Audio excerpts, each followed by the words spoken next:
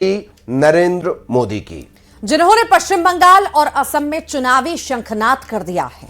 2 दिन से वे बंगाल और असम के दौरे पर हैं। पीएम मोदी ने विकास कार्यों की यहां पर सौगात दी है। साथ ही टीएमसी से लेकर कांग्रेस पर जमकर हमला भी बोला है। घुसपैठ के मुद्दे पर पीएम मोदी ने हुंकार भरी और विपक्ष को ललकारा।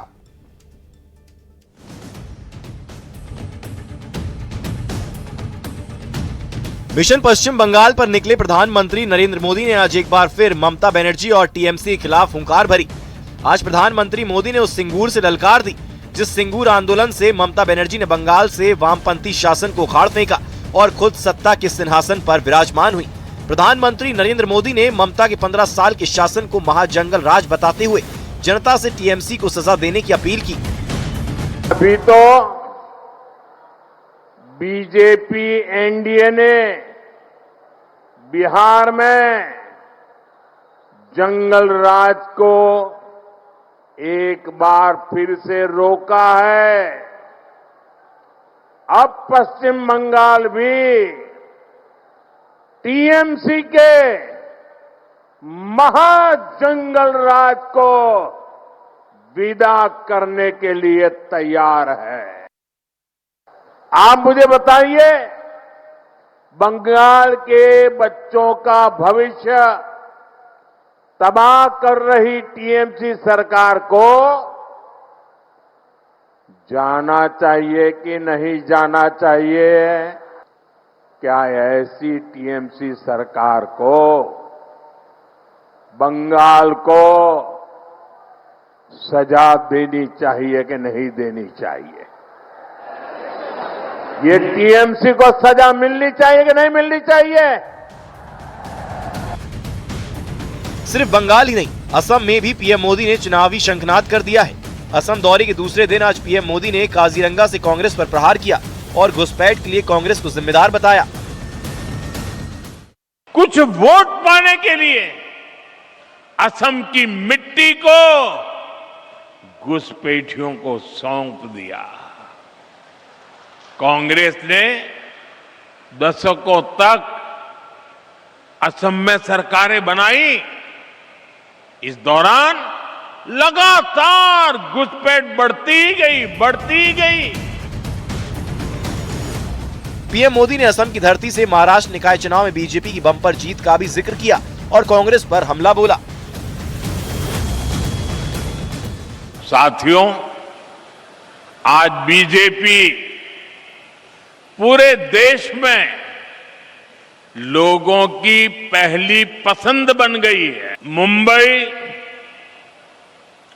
जो दुनिया के सबसे बड़े निगमों से एक है, वहां की जनता ने पहली बार बीजेपी को रिकॉर्ड जनादेश दिया। केरला की जनता ने बीजेपी को बहुत बड़ा समर्थन दिया है। वहां पहली बार बीजेपी का मेयर बना है।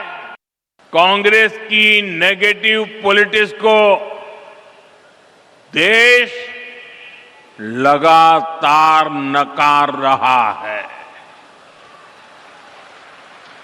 जिस मुंबई शहर में कांग्रेस का जन्म हुआ था, वहां वो आज चौथे या 5वें नंबर की पार्टी बन गई है। इस साल पश्चिम बंगाल और असम में विधानसभा चुनाव होने हैं, लिहाजा बीजेपी ने अपनी चुनावी रणनीति को धार देना शुरू कर दिया है और घुसपैठ का सबसे बड़ा एजेंडा बनाते हुए मैदान में उतर गई है। खुद प्रधानमंत्री नरेंद्र मोदी ने चुनावी मोर्चा संभाल लिया है। Bureau report, news 18।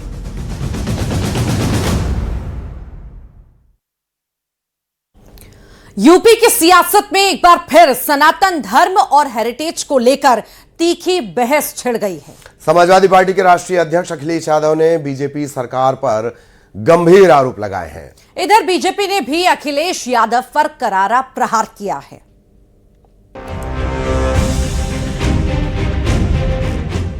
2027 के चुनाव को देखते हुए सियासत को भी सनातन की याद आने लगी है। समाजवादी पार्टी और बीजेपी दोनों अपनी अपनी दलीलें दे रहे हैं। भुवनेश्वर से अखिलेश यादव ने सनातन का जिक्र करते हुए बीजेपी पर निशाना साधा और कहा कि ये ऐसी सरकार है जो हेरिटेज और हिस्ट्री को बर्बाद करना चाहती है।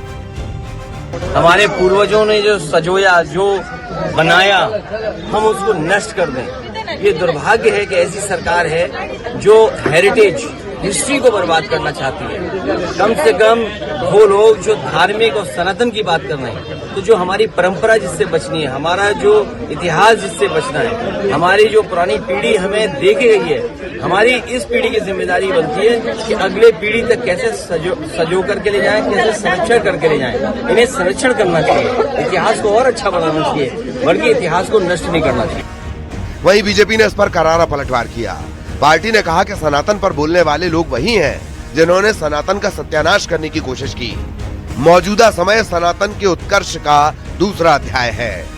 अखिलेश यादव जी को पता ही नहीं है कुछ। अखिलेश यादव जी बौखलाए हुए हैं। आज उत्तर प्रदेश विकसित प्रदेश की तरफ आगे बढ़ रहा है। पानी, बिजली, सड़क, स्कूल, अस्पताल के साथ साथ लॉ एंड ऑर्डर नंबर 1 पर है। उनके पास कहने के लिए कुछ नहीं बचा। पार्टी वाली बात जो है वो पार्टी के लोगों से करिए। हम सनातन के लोग हैं। अगर अखिलेश जी भी चाहें तो हम उन्हें अपनी क्रिकेट टीम में जगह दे देंगे, वो भी हमारे संग खेलें। जितने भी सनातनी है, कोई भी हमारे साथ खेल सकता है, लेकिन शर्त एक ही हो, सनातनी हो। बीजेपी का दावा है कि बीते कुछ सालों में सनातन संस्कृति का अभूतपूर्व उत्थान हुआ है। अयोध्या में राम मंदिर, काशी में कॉरिडोर, महाकुंभ जैसे आयोजन इसका प्रमाण है। वहीं अखिलेश यादव इसे हेरिटेज की अनदेखी और मुनाफाखोरी बता रहे हैं।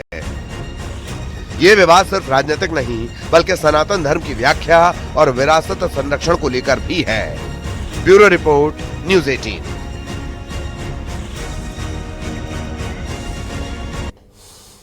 बात बेहुदा बयान की, जिनके हाथों में देश के लोग अपना भविष्य सौंप देते हैं, उनकी सोच कई बार उनके बयानों से सामने आ रही है।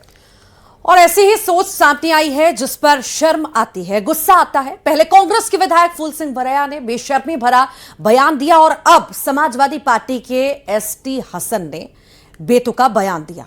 खासतौर पर सीधे युवा वर्ग पर यह हमला करता है। एसटी हसन ने इंटरनेट को रेप का कारण बता दिया है और इन बेतुके बयानों पर सियासी संग्राम मचा हुआ है। पहले महिलाओं, बेटियों को लेकर कांग्रेस विधायक का शर्मनाक बयान। तो मेरा कहने का मतलब है, रेप की थ्योरी ये है कि कोई भी, कैसी भी दिमाग का आदमी रास्ते में जा रहा है, उसे खूबसूरत अगर लड़की दिखी, सुंदर, अति सुंदर, तो उसका ब्रेन है वो इधर वो विचलित हो सकता है, तो रेप हो सकता है। अब समाजवादी पार्टी के सीनियर लीडर और पूर्व सांसद एसटी हसन का रेप पर बेतुका बयान।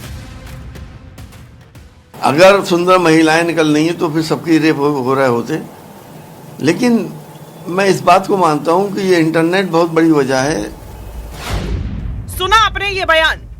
ये जनाब हैं यूपी में विपक्ष की भूमिका अदा कर रही समाजवादी पार्टी के वरिष्ठ नेता एसटी हसन, जो नेता बनने से पहले एक डॉक्टर भी रहे हैं। इतनी पढ़ाई लिखाई के बावजूद रेप पर इनकी इंटरनेट वाली थ्योरी अजीबोगरीब है। इंटरनेट के ऊपर जो अश्लीलता इस वक्त छाई हुई है, जब जवान लड़के उसको देखते हैं तो उनका एक हार्मोन टेस्टोस्टेरोन इतना बढ़ जाता है कि वो फिर अपने को सेक्स परफॉर्म करने से रोक नहीं सकते। इस बीच में अगर कोई महिला या कोई लड़की उनके आसपास फंस जाती है तो उसका रेप हो जाता है। समाजवादी पार्टी के नेता एसटी हसन के मुताबिक रेप के पीछे वजह इंटरनेट है, यानी किसी आरोपी की कुत्सित मानसिकता इंटरनेट की वजह से होती है। एसटी हसन डॉक्टर रहे, मेयर रहे, फिर सांसद भी बने, लेकिन रेप पर उनके इस बयान को सुनकर शर्म भी आ रही है, गुस्सा भी आ रहा है, क्योंकि इनका ये बेतुका बयान सीधे सीधे युवा वर्ग पर हमला है। समाजवादी पार्टी के नेता एसटी हसन से पहले मध्य प्रदेश में कांग्रेस विधायक फूल सिंह बरैया ने भी कुछ ऐसा ही बेशर्मी वाला बयान दिया था। दोनों नेताओं के इस शर्मनाक बयान पर बीजेपी दाना पानी लेकर कांग्रेस और समाजवादी पार्टी के खिलाफ हो गई। समाजवादी पार्टी और कांग्रेस के नेताओं के महिला विरोधी बयान ये स्पष्ट करते हैं कि कांग्रेस और समाजवादी पार्टी की नीति और नीयत और सोच महिला विरोधी है। ये वैसी राक्षसी सोच है जो सोच दानवों में हुआ करती थी।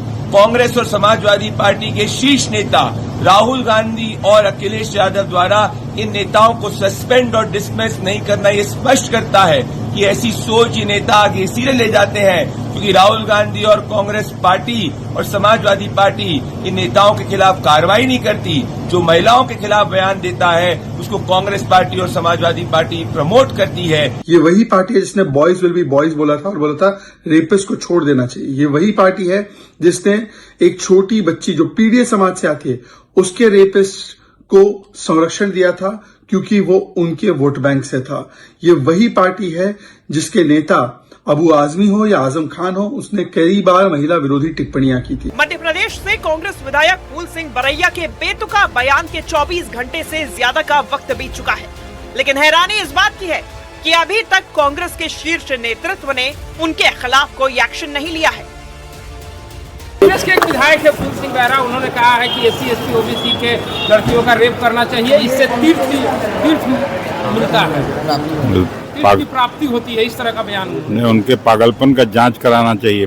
मैंने खुद ने ये वक्तव्य सुना नहीं है, आप कह रहे हैं तो कहा सुनी के ऊपर तो मैं यही कह सकती हूँ, अगर जैसा आपने बताया है वैसा अगर स्टेटमेंट है तो हम इसकी कड़े शब्दों में निंदा करते हैं और महिलाओं के प्रति, चाहे वो कोई भी व्यक्ति हो, किसी भी समाज से हो और किसी भी दल से हो, महिलाओं के प्रति मिसोजिनिस्ट स्टेटमेंट्स की हम निंदा करते हैं कड़े शब्दों में। किसी नेता को लगता है कि सुंदर लड़की दिखी तो ब्रेन विचलित हो सकता है, रेप हो सकता है। किसी नेता को रेप की वजह इंटरनेट लगती है। सवाल यह है कि जिन नेताओं को जनता चुनती है उनकी ऐसी घटिया सोच का क्या इलाज है? आखिर कब उनकी पार्टियों के शीर्ष नेतृत्व कोई कड़ा एक्शन लेंगे?